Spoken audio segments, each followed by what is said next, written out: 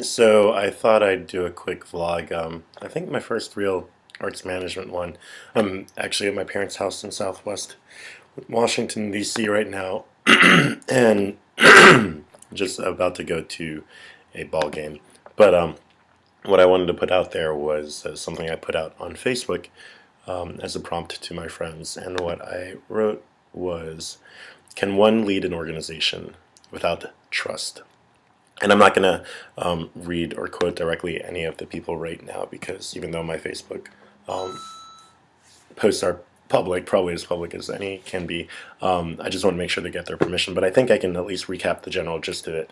The general gist was that it was interesting. It seemed to speak to different organization types, and in terms of a nonprofit organization, there definitely seemed to be a stronger emphasis on trust, especially when you're dealing with kind of a mission-driven work, and someone who's in a position of power really needing to be able to be trusted by those underneath them. Granted, if there are different priorities, if it's a for-profit, one does not necessarily need to be trusted. At least that seemed to be the opinion of some people.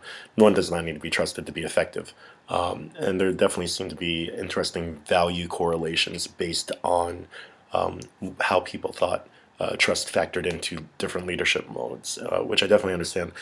I personally think that, especially in a day and age of transparency, trust kind of goes hand in hand. And if your staff doesn't trust you, it reflects directly on whether or not your community trusts you.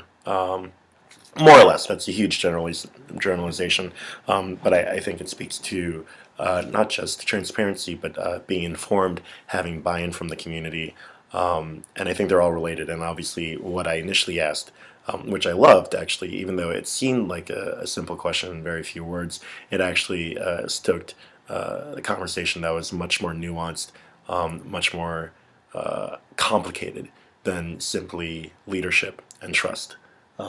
So I wanted to put it out there in terms of, what do you think? Can one lead an organization without trust? If so, how? And what does that mean or signify? And obviously, a lot of your answers will probably be reflective of personal experiences. There's by no means a right answer to this.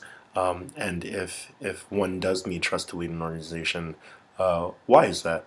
And yeah, I'm gonna leave it there. Please leave a comment below, reaction video, whatever, and looking forward to what you all have to say. Thank you.